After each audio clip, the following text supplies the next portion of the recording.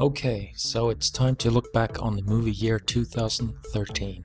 I was worried about how this year would stack up against 2012, because 2012 was a fantastic movie year. I actually went to the movies 14 times in 2012, and this year I've only gone about 9 times. I've still seen a lot of movies at home as well. I think I've seen about 80 movies this year, 80 new ones, that is. You know, when they were good, they were really good this year, but overall it wasn't quite as strong a year as 2012. This is just a my 2 cents kind of thing. You may not agree with my choices here, but if you don't comment and let me know what your picks would be for the best movies, the worst movies, and what movies you're looking forward to in 2014. As always, there are a lot of movies I still want to see, and here are just a couple of them. Captain Phillips, Carrie, Cloudy with a Chance of Meatballs 2 looks fun. I really enjoy the first one. The Hobbit, Desolation of Smaug. Frozen looks very good.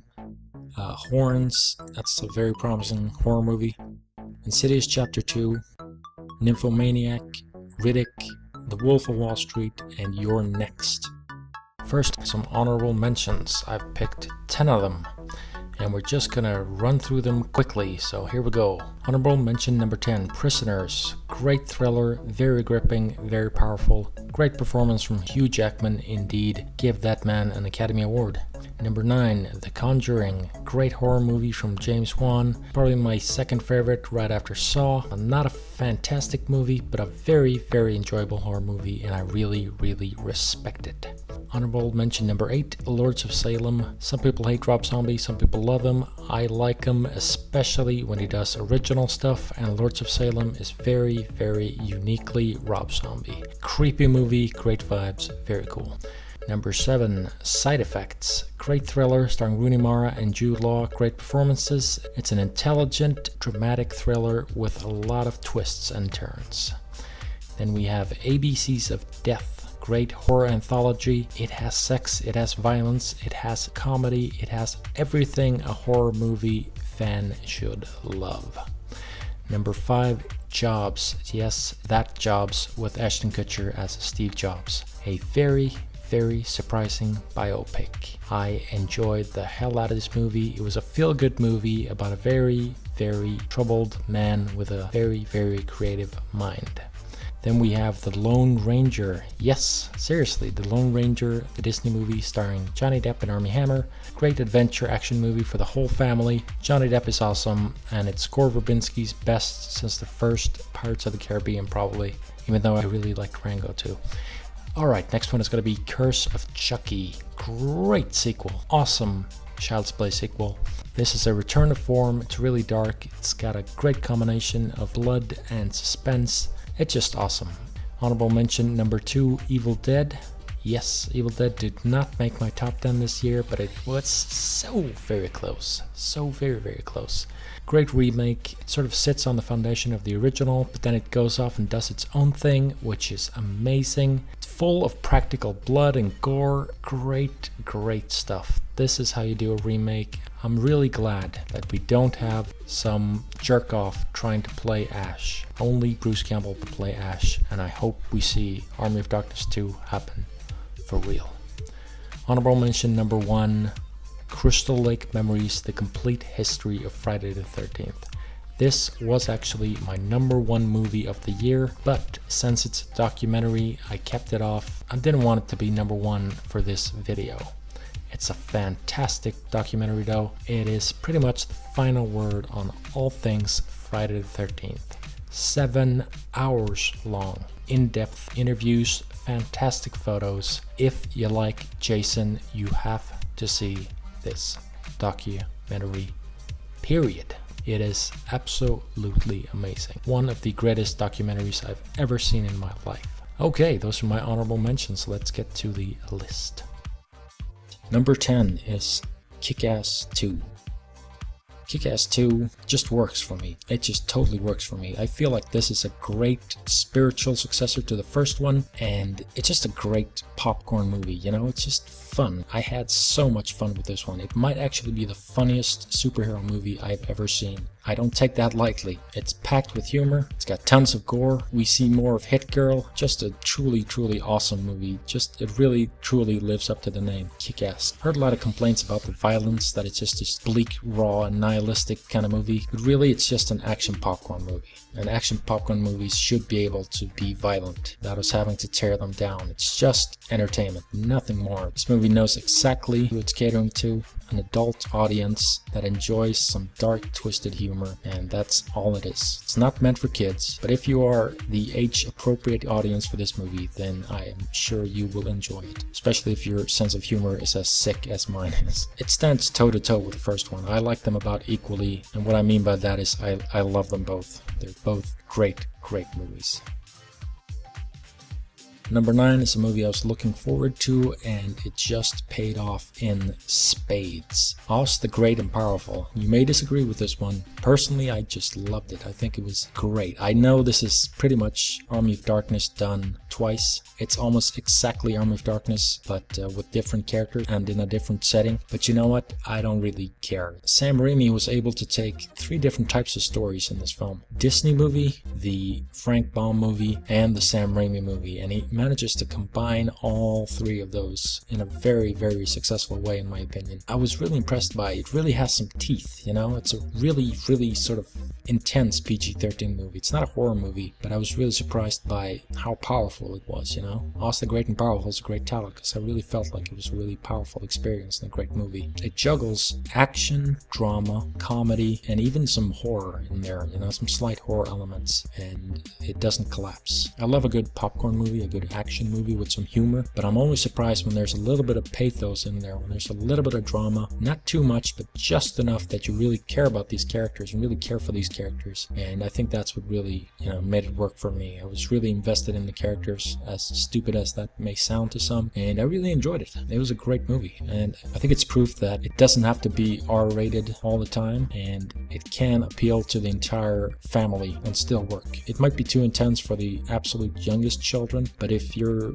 11, 12, 13 or older, all the way up to 70, 80, 90, pretty much anyone can enjoy this movie. No, it's not the classic Wizard of Oz, I know, but I loved how they paid homage to that classic story. And pretty much the only thing the movie was missing, in my opinion, literally the only thing I wanted to see were the ruby slippers. But I don't think they quite had the rights to those, so they weren't able to put them on screen. Anyway, great adventure film, great fantasy film, very vibrant and alive, great comedy. James Franco is just a wonderful, goofy lead in this movie, and this has been quite a movie year for him. Oz the Great and Powerful, loved it, great movie. At number 8, even more James Franco, Spring Breakers. Yes, Spring Breakers. Seriously, I had avoided this movie. I was not ever going to see this movie. I watched the trailers, I looked at the poster, and I said, this is just some brain-dead, stupid sex comedy. This is just some kind of worthless party movie, you know? You know the type of movie I mean. Just those movies that are just the bane of existence, with horny teenagers, women getting naked, drugs, no story, nothing like that. But it's actually almost the complete opposite. This is actually a thriller, a really, really powerful dramatic thriller that shows us and talks about and explores this generation of teenagers and this generation of partygoers and this whole spring break attitude, and it really explores how close festivities can come to tragedy. I like to call it sort of the downfall of the Disney generation. It's kind of that Miley Cyrus thing. We had these great positive vibes in the 90s, and now everyone has to rebel all of a sudden. But if you rebel too hard, things can get dark, and that's what this movie's about. It's really sort of a doomsday movie. It's got a very, very dark tone underneath all the, you know, sunshine. And James Franco is just fantastic as this rapper called Alien. He's almost not even recognizable. The way he looks, the way he sounds, the way he moves, he's just great in this movie. And it may seem like the kind of movie I was criticizing. It may seem like the most brainless, stupid, meaningless kind of movie, but it's really sort of satirizing and exploring what it means to be young these days, and the sort of morality tale, and it's really, really skillfully made. It's very visual, it's got a fantastic score. Skrillex really knocks it out of the park with the score, and it's just an amazing movie. I really highly recommend it. But there's a lot more to this movie than you might imagine. It's really powerful, almost tragic in a way. There's almost sort of a modern day Bonnie and Clyde feeling to this movie that I really truly enjoyed, and Spring Breakers is one of the best movies of the year for that reason. Alright, number 7, The Hunger Games: Catching Fire. Here's another movie I had good vibes about, and they paid off in the end. Ever since I saw that first trailer for The Hunger Games: Catching Fire, I knew there's something going on here. This movie really looks promising. The thing that bothered me so much about the first Hunger Games was that it wasn't meaty, you know what I mean? There was no substance to the movie. It sort of went through the motions, and it was the most bare bones sort of version of The Hunger Games you could ever experience. It really doesn't explain anything about the actual hunger, the actual games, about the districts, about what's really going on. It's almost a romantic drama at times, and that really bothered me, because the novels are very powerful and meaningful, and that really comes across in the second one. Hunger Games: Catching Fire is skillfully directed. It's a real film. It's not just some kind of popcorn movie for 13-year-old girls. It's a real film. You can seriously sit down and watch this. It's a combination of Empire Strikes Back, but it's got that modern sort of dystopian vibe, and you finally feel like there's something going down here. There's a lot at stake finally, and that makes these wonderful relationships actually matter. I actually feel Katniss and Peeta falling in love as a necessity. It feels natural that they should fall in love because there's so much tragedy and so much horror surrounding them. A great movie, great performances all across the board, great special effects, and it really takes its time, this movie, which is rare these days. You know, even movies that are like 3 hours long these days will just assault your senses. You'll just be numb with all the stuff that's going down on screen. But this movie really takes its time. Every scene, you know, it takes its time. You really get to know these characters, and by the time you enter that arena, hopefully you're totally at the edge of your seat and you just can't wait to see what's bound to happen. I think that's a real compliment, considering the fact that most of us have read the novel at that point. So The Hunger Games: Catching Fire is not Twilight. It's really a good film, a real proper, good, entertaining, and meaningful film that says a lot about our society and the things we're going through as human beings on this planet in the year 2013. Great film, and I can't wait to see Mockingjay Part 1. Number 6, another one I was surprised by, Star Trek Into Darkness. Yes, that's right, Star Trek Into Darkness. I know a lot of people hate this movie. I know a lot of hardcore Star Trek fans are disappointed by this movie. I know the writer has just been totally inappropriate about the whole situation, but still, what a movie, man. I really truly love this movie. It is wonderful. The thing about this movie is all the reviews kept saying, this is a blockbuster, this is a popcorn movie, this is popcorn summer entertainment, this is action, and this is, you know, it's that kind of mindless explosion. It's like that they were praising it for the action, and they were praising all that, but that's not the movie I saw. Look at the first Star Trek from J.J. Abrams, the 2009 Star Trek. That is a popcorn movie. That movie is extremely fast-paced. Bam, bam, bam, bam, bam. You see the characters, they're at the academy, bam, they're out in space, bam, all of a sudden a threat, explosions, you know, cue the action music, humor, all that stuff. This one, however, really takes its time, really has solid drama, pathos. Really get to see more of Earth this time. I just love it. I love the design. I love the score. To be quite honest, I was not expecting a Star Trek movie to make me emotional. I was really emotional. Like, I was close to tears from this movie, to be quite honest, and I was not expecting that at all. And to answer your question, no, I have not seen The Wrath of Khan yet, so you're probably going to dismiss this whole review by saying, well, if you haven't seen The Wrath of Khan, that's probably the reason that you like the more modern J.J. Abrams movie. But you know what? I'm sure I'll love The Wrath of Khan too. I'm sure that's a great movie in its own right, but Star Trek Into Darkness for me was just a great piece of powerful cinematic blockbuster, you know? It really took the characters into new places, into new territories dramatically. You got to see some Klingons, got to see some action, and another thing, everyone was praising Benedict Cumberbatch in this movie. But you know what? He was just one ingredient for me. He was just one small part of this movie, actually. One piece piece of the puzzle that really made it work for me. Yes, he does a great job. I really liked him. I loved seeing him on screen, but I just loved everything about the movie. Just pretty much everything. The action, the drama, Kirk, Spock, their relationship, everything about this movie. Just twists and turns. It was just amazing movie, and I can't wait to see what J.J. Abrams does with Star Wars. I know it's a sin when there are so many possibilities. Why would you go back and pretty much remake The Wrath of Khan, right? That's the big issue a lot of people had. And yes, that is a valid statement, and I hope they go off and do something original with the third Star Trek movie, but hopefully they can make it just as powerful as this one. I liked it even better than the first Star Trek. Big old thumbs up to J.J. Abrams for Star Trek Into Darkness, one of the finest movies of 2013 in my opinion. Number 5.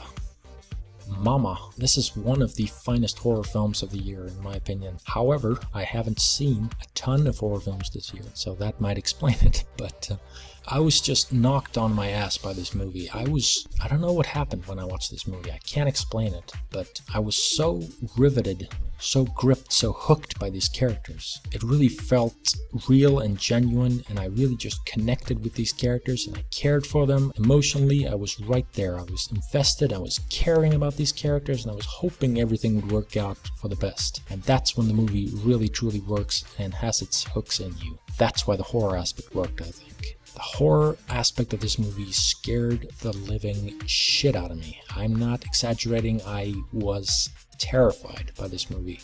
I always watch a horror movie the same way. I always sit down in front of the TV or computer, clamp on my headphones, turn up the sound, turn down all the lights, and I watch it all alone. And this movie just got to me. It just, it gave me goosebumps. It gave me shivers. It just creeped me the hell out, to be honest. And that rarely ever happens anymore. Let me tell you, I've seen tons of horror movies, and few of them have ever gotten under my skin the way this one did. When I was least expecting it, this movie made me go from terrified to heartbroken. I went from screams to tears, pretty much. I was just so emotionally shook up by this movie. It was like a roller coaster, and when it was over, I was just applauding, and I was close to tears, and my heart was just racing in my throat, and that's pretty much the highest merit I can give to a horror movie. That's when it's so much more than just a popcorn experience, when it's beautiful, when it's dramatic, when you have genuine actors that really, really deliver, and they truly, truly delivered in this one. And Mama is one of the best horror films I've seen in recent years, and certainly one of the best movies of 2013. Number 4. Most of these movies were surprises, and this is no different. I was really not expecting this one to be quite as good as it was. The Great Gatsby. Yes, seriously, The Great Gatsby. Hear me out on this. Baz Luhrmann, great director. He's made some really wonderful things. Always sort of enjoyed his twisted musical movies, but this one is just something special. This is just something wonderful. It's just this amazing sort of love letter to both the sort of roaring 20s and the times we live in now. It sort of manages to combine the sort of gusto of the time with modern technology, modern music, and it blends, for me, almost seamlessly into this entertainment experience. It's hard to put it into words. The thing that I really, really fell for in this movie was the visual style. It's like a painting. It's like a digital painting, this movie. It's so extremely rich and beautiful to look at. I'm sure a lot of people will just hate the movie for being so CGI'd, you know what I mean? It's so digitally sharp and crystal clear and like fake, you know what I mean? It's almost like looking at a piece of shiny plastic for 2 hours, but I just loved it. It's so rich and inviting and just amazing. It's got this visual romanticism, this amazing, fascinating movie. You just really get to sort of swim in this visual world. I just sat with pretty much my jaw on the floor for the duration of the entire movie, and I knew this was just pretty much one of the best Blu-rays I'd ever seen, for sure. Just like insane, just reference quality material all the way through. Not only an amazing visual experience, but I was really moved by it. Leonardo DiCaprio really brought it, as he always does. Great job, old sport. It's probably because I wasn't expecting much that I was so floored by the movie, and I was really hooked by this love triangle, a wonderful romantic air about it. It had romanticism, it had romance, drama, tragedy. Beautiful, beautiful film in every regard. I think this might just be Baz Luhrmann's masterpiece. I feel like this movie is so lovingly detailed and meticulously crafted and just amazing. Easy on the eyes for sure, but just a great movie. Very captivating, and it has this sort of romantic tragedy about it, you know. There's this sort of sadness, there's this sort of longing of what might have been in this movie that I really, really appreciated, and the actors really brought it for me. So, Great Gatsby, truly a remarkable film in my opinion. Some people may not agree, but I just love it. Something about a visual experience that really, really makes me sit up at attention. I love a well photographed movie and a good looking movie. I know that sounds shallow, but I know the story matters. I know acting matters, for sure it matters. You have to have a good story, you have to have proper acting, you need all those things. But if it's a visual movie, then it will usually work even better for me. When I watch a movie, I watch it first with my heart and my eyes, and then I can sort of let my brain come in there. And this movie is just so visual. It's like a living piece of art, just a breathing, living piece of art. And I loved it. I absolutely loved it from start to finish. It was amazing. That is the Great Gatsby for me. Number 3, another totally polarizing movie. Very, very, very divisive movie. Man of Steel. Yes, Man of Steel, yes, it's my number 3 pick. You're gonna have to live with it, but I'm gonna try to explain why I love this movie to death. I've been waiting all my life, ever since I was a small boy, for the right Superman movie to come along. I really liked Richard Donner's movies. I still really like them, especially Superman 2, the Richard Donner cut, funnily enough, but that's another story. And I was so let down by Superman Returns. It just wasn't what I was hoping for. I wanted to see the Superman from the video games. I wanted to see Superman fly, and I wanted to see him punch someone so hard that he practically made a dent in the planet, you know what I mean? Superman who's just larger than life, powerful, striking, like this huge, gigantic alien thing. And Zack Snyder really, really brings that to this movie. Not only is there just fantastic action in this movie, it makes my, inner 13-year-old jump with joy, this movie, because there's just tons of wonderful ass-kicking action, and that's exactly what I was after. But it also has this religious iconography. It's the mythic Superman. It's both the alien landing on Earth and has to come to terms with himself, which is wonderfully handled in a way, very visually handled, really through these small sort of increments. But it's also really, I think David Gore really wrote, a Jesus parable. It's about Jesus and Moses, and when I saw the movie for the first time, I enjoyed it. I thought it was a fun action summer blockbuster, but when I watched it the second time, I sort of thought, well, is there anything religious about this movie? I mean, other than a couple of lines and a couple of moments in the movie, these little tidbits. And when I watched the movie, it all dawned on me, and I realized the entire movie is done in a mythic quality. It is the mythic, unreachable, untouchable sort of Superman. It's not really about the man himself. It's about someone who's larger than life. It's about, destiny and faith, and it's about the greater good for all of mankind. It's this fantastic, epic, again, romanticism, this sort of overblown ridiculousness almost. And that's, for me, that's what superheroes should be. A lot of people love seeing Clark Kent with Lois Lane when he's making jokes and being awkward, all that stuff. I understand that, and I know where you're coming from, but Frank Miller said it best. He said, I don't want to see, the sweat stains under Superman's arms. I want to see him fly. That's exactly what I think of Superman. And that's what this movie delivers. It's visually stunning. It's so heart-poundingly awesome. It's got this kick-ass kind of vibe to it. It's dark and gritty, totally just it just completely wipes the floor with you. You feel like you've been run over by a freight train when you've seen this movie. And I love that about this movie. I love it. I just can't get enough of it. It feels like my Superman movie. Like this movie was made specifically for me. And perhaps that makes me something of an idiot, but I don't care, I feel like Zack Snyder was like, I'm gonna make my own thing. I'm not gonna go with the comic books. I'm not gonna go with the Christopher Reeve look. I'm not going that route. I'm gonna make it my own. I'm gonna make it dark. I'm gonna make it action-packed. I'm gonna make it bleak and powerful and intense and beautiful all at the same time. And I love the fact that this is not a 30 Superman. It's not a 50 Superman. It's not a 70 Superman. This movie is set firmly planted in 2013. It is a completely modern Superman film in every regard. It screams 2013, this movie, and I love that about it. Some people hate that, but I absolutely love it because it reflects the era that we live in, for better or worse. I love the fact that Zack Snyder said, you know, this is not the Superman that's going to save every damsel in distress. It's not about being that sort of amazing Boy Scout. It's not about being, you know, that kind of smiling gentleman that sort of rescues everybody. That sort of hero, that sort of super fireman kind of hero. It's about the greater good for all people. It's saying the struggle matters. It's the struggle that's the important thing. We are going to suffer casualties. It's going to be ugly, it's going to be horrible, and you are not going to enjoy the process.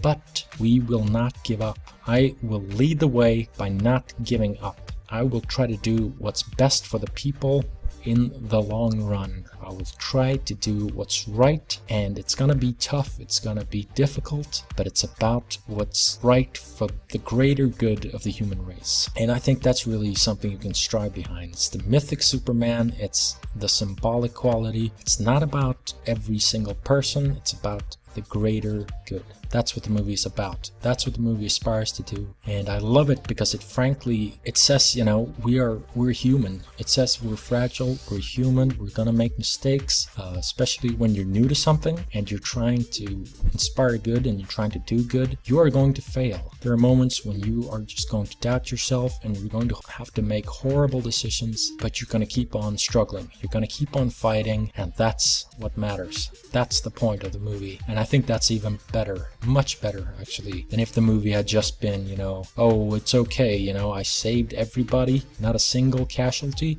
and then I just casually froze Zod into a block of ice and I sent him off into space. Spoiler alert here, but when he's holding on to Zod and he threatens to kill those people, it's not about those people. It's not about saving 3 people or 4 people. That little family you see there, it's got nothing to do with those people. Nothing to do with them. He comes to a point where he has to do something horrible for the greater good of all mankind. It's either I have to kill Zod right now or the entire planet is gonna die. You can't make an omelet without breaking some eggs. That's pretty much what the movie comes down to. And I think that is wonderful. That has true pathos to it, true drama. It's just powerful. Really, really powerful stuff. And frankly shows that Superman himself, even though he's an alien, is not a god. He has human qualities. He has human tendencies. I think that makes the movie much better, surprising, and powerful, and just great, just awesome. I know a lot of people hate the score by Hans Zimmer. They're like, no, it's not Superman for me. It's got nothing to do with the original Superman. It's got nothing to do with the Richard Donner, that score at all. And I'm so glad it doesn't. I'm so glad it doesn't. Not because the original is a bad score, but because we don't need to see the same thing again. We really don't. We have seen enough of the Richard Donner-esque superhero movies at this point. I'm sure they were great for the 70s, but they are not cut out for 2013 in my opinion. That being said, I hope there are plenty more Superman movies. I hope we get all range of Superman movies. I hope we get, you know, happy ones, sad ones, dramatic ones, brooding ones. I want a whole rainbow of different Superman movies. But if they made 100 Superman movies, I think I would almost always point to this one. I would point to Man of Steel and say, that's my Superman movie. That's the one that speaks to me. That's the one I react to. That's the one I've been waiting for pretty much my entire life. That's Man of Steel to me. Number 2.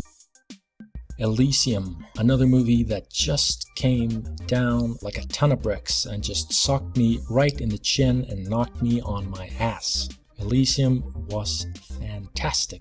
I like District 9, I really do. I think it's a very powerful movie. I think it's, you know, intense, it's visually striking, it has heart, it has a message. But Elysium, for me, is a masterpiece. It's a modern science fiction masterpiece. And no, it's not Inception. No, it's not The Matrix. No, it is pretty ham-fisted and it does deliver the message sort of haphazardly at times. But damn it, it's a great action movie. It's a great science fiction action movie that totally kicks your ass and just burrowed its way right into my heart and just squeezed it and said, this is going to be an intense experience. It's going to be visually striking and beautiful. It's going to be pretty much everything I hope for in a movie, everything I want. And as you can tell, I am that eternal 13, 14-year-old. You know, I'm in awe of cinema. I go looking for a blockbuster, a popcorn movie, an entertaining spectacle. It's all that and more. It's got a theme, it's got a heart, but it's got such a great, wonderful action experience. It's so intense. It's so visually striking. Just a beautiful, beautiful movie. This gritty, dirty, gnarly, bloody world meets this sort of paradise up in Elysium where the rich can sit and sort of scoff at us, you know? It's not a subtle movie by any means, but I don't like my movies subtle, you know? I love the fact that movies are allowed to be ridiculous and bombastic and huge and enormous in their scope. They can be dramatically big and powerful and intense. If I want a quiet, soft experience, if I want something calming, I'll listen to Enya. I'll light some candles or something like that. I don't know. If I want something to kick my ass, something to absolutely take me away for 2 hours and just give me an experience, an emotional, intense, powerful, rewarding, interesting, awesome experience, then I'll watch movies. And that's what Elysium does. It's this pure roller coaster movie, blockbuster with a heart, with a brain, and tons of action. It's R-rated in the finest way. It's a modern day science fiction masterpiece, at least in the way it delivers emotionally. Okay, it might not be the most intelligent movie, it's not Inception as I said, but it delivers where it matters by just wiping the floor with you. Pretty much everything, the score, the way the movie looks, the acting, Matt Damon is great in the lead role. It just takes off. Once the movie takes off, it doesn't slow down. It just keeps going until you're out of breath. And I love that aspect about it. The only thing I can sort of complain about, Jodie Foster's accent in this movie. What is going on with Jodie Foster's accent in this movie? I have no idea what's going on there. Anyway, great movie, love it to death, even better than District 9 for me. Thumbs way up. If I were to make a list of my top 10 all-time favorite science fiction movies, this would definitely make the list. Number 1 this year goes to Maniac. Maniac, starring Elijah Wood. It's based on a 1980 movie by the same name, and that was sort of a low-budget exploitation slasher flick. Elijah Wood in this movie just gives the performance of a lifetime. Everybody knows him as Frodo, and he's fantastic in The Lord of the Rings, and he's done some great things since. But this performance absolutely creeped the hell out of me. It really creeped the hell out of me. He really nailed it in this movie. In the original Maniac, we follow a man called Frank Zito. He's overweight, his hair is thinning, he's greasy, he's sort of unlikable, and of course, he's a demented psychopath. He rambles to himself, he hears voices, he walks around New York stalking prostitutes, killing them and scalping them, and he puts the scalps on mannequins, and he has mommy issues, and it's just a really uncomfortable, sick, sort of twisted experience. But it's sort of a sleazy, grimy experience. It's sort of like the guy you don't want to get close to because he smells, you know, he's almost repulsive in that way. There's something off about him. You don't want to touch him, you don't want to shake his hand, you know what I mean? In this one, we are Frank Zito, and we follow everything, pretty much everything, that happens in the movie from Frank's eyes. And this time he's not played by an overweight, greasy, older gentleman. He's played by Elijah Wood. Elijah Wood with his, doe eyes. He gives it something completely different. He gives it this creepy vibe, this sort of unhinged vibe of sort of betrayal. There's a sort of a deep-rooted sadness to him, but he's twisted and insane, and you never know what he's going to do next. And the fact that we see it all from his perspective, I mean, it's all pretty much from his point of view, this movie. And I mean that literally. It's literally from his point of view, the entire movie almost. Makes it all that much creepier. It's like that first memorable scene in Halloween when we see everything from Michael Myers' eyes. It's that kind of vibe. Completely unsettling, creepy, and disturbing, but at the same time we have to reconcile ourselves with this man We have to experience what he experiences, we have to see what he sees, and frankly, we have to feel what he feels. We have to put ourselves in his shoes, literally.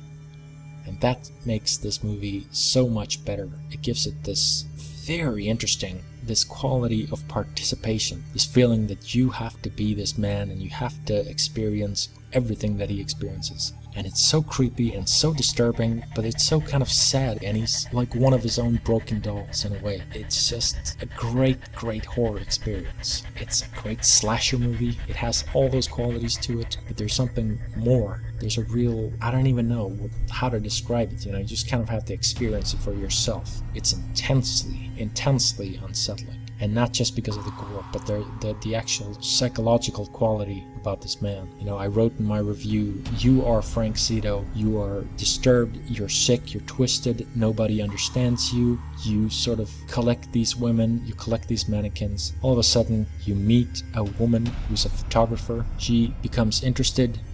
What is happening to you? That's what the movie's about. What is happening to you? What is happening to me? It's this almost crazy, transcendental experience of like, I am seeing the world through this sick, kind of twisted mind, and I'm almost rooting for him. You know, you want this woman to save him, you want things to turn out okay for him, but at the same time, he's this twisted psychopath, and we see him do all these horrible, deranged things to women. There's this dichotomy throughout the entire movie, this wonderful dichotomy. Is he going to make it? Is he insane? Is he going to kill her? Is he going to date her? Is he in love with her? Like, this wonderful teasing almost. It's such a realistic depiction of violence too. You know, in slasher movies, the killers are almost heroes now. Really, you know, Jason and Freddy, people are rooting for them to kill people, and that's pretty messed up. It's come to the point where, you know, we're rooting for these characters to kill people in movies. We want them to kill the teenagers, and something has gotten very lost at that point. Something is very skewed when we are rooting for the killer. But this movie is not like that at all. It's nothing like that. We really feel like we are inside a sick mind and we can't look away when he's doing all these depraved things. And it's so chilling. Like, it's not frightening, it's a lot more psychological than that. It's chilling, unnerving, disturbing, really. Disturbing is the best word to describe it. And I actually thought he was hurting a woman for real, like on camera. That's how it felt, you know? You're there and it was sort of like, did he really cut her with a knife? Did they really hurt a woman? Is she okay? You know, it's that level of intensity to this movie, and one of the finest horror remakes I've ever seen, for certain. I really like the original Maniac. It's a great movie. It's got a great 80s vibe. It's got great special effects by Tom Savini, and that is well worth experiencing as well. But it's a bit more of a sleazy movie. You know what I mean? It's a bit more of a cheap slasher experience. This one is a lot more psychological. It's a lot more unnerving, and it really gets under your skin. It was like a car crash in the best way. It was like having to witness a car crash without knowing anyone's hurt. You know, it's sort of the epitome of a horror movie in a lot of ways. We want to see horrible things happen out of morbid curiosity, but we don't want people to get hurt. That's what it comes down to. I honestly don't think horror movies are about, you know, oh, it's a roller coaster, you get scared and you grab the girl and blah blah blah blah blah, you know, that kind of stuff. I think that's bullshit, to be honest. I think we are all sort of morbidly curious. We want to see horrible things happen to good people. We want to explore that side of ourselves, but we want to do it in a safe avenue. We want to do it in the comfort of our own home with a bag of popcorn, and nobody gets hurt, and it's okay. It's really a psychological experiment, a horror movie. It's admitting to yourself that, you know, I sort of have a dark, twisted side, but I wouldn't hurt someone. We get pissed, we get scared, we get angry. That's in our psyche, that's in our nature, but it doesn't mean you're a bad person. So coming to terms with those sort of darker sides of yourself in a healthy way is great. It's great escapism, and that's what makes Maniac a great film. That's what makes it stand out, and that's why it's such an experience. If you know deep down in your bones that you're a horror fan, then I can't recommend it enough. It's the perfect film for you if you like a slasher movie, a disturbing movie, an unnerving movie, frankly. But if you don't like these type of films, if you think they're sickening, disgusting, reprehensible, awful, terrible movies, then it's not for you at all. You should avoid this movie at all costs, because you're just gonna be grossed out, scared, disturbed, and frankly you're just gonna find it pointless. So slasher fans, horror fans, don't let Elijah Wood scare you away from this movie. I think the fact that Elijah Wood is known as Frodo, is known as this sort of happy-go-lucky, sort of funny, probably handsome guy to some people, really helps the movie. He plays completely against type, completely against his own character as we're used to seeing him, and that's what makes it work. You know, the fact that he's the guy you kind of want to care for, like Norman Bates. He's the guy you want to approach on the street. He's the guy you kind of feel slightly sorry for in a way. There's this real pathos to that, and it's a real sense of character there. There's something really genuine about him. You see him sort of catch a glance of himself in mirrors or the glass outside the store, something like that, every once in a while. It's really, really powerful. It's great stuff, because it's not about the guy in the hockey mask, it's not about Freddy Krueger, it's not about the monster with tentacles. It's actually a real human being, but a very, very sick and disturbed one, and one you can almost kind of care for, and hopefully almost kind of identify with. Not in a bad way, not saying like you're nuts, but saying like he has human characteristics, and we have to deal with the fact that he's human after all. He's not the monster. There is actually a human being, even to like a deranged killer. So yeah, that was my long-winded rant about Maniac. For me, it's the #1 movie of 2013. Total home run, great horror movie. Go see it if you can. There's still tons of movies I'm looking forward to see, and I'm sure 2014 is going to be great, and I will share some videos with my worst movies of the year as well. And I will also make a video talking about just the movies that I'm looking forward to in 2014. So that should be fun. If you made it through the entire video, thanks for watching. If you hated my picks, comment below, let me know why you hated them. If you loved them, let me know why you loved them. Share your own lists by all means. I want to know which movies you loved this year, which movies you hated this year, but more than that, I want to know, why did you love this movie? What was it about the movie that you liked? What was it that you didn't like? Remember to motivate your answers. It's much, much more interesting than just making a top 10 list straight up and down. Thank you for watching. It's been a great movie year, and I'm sure the next one's going to be great too. Take care.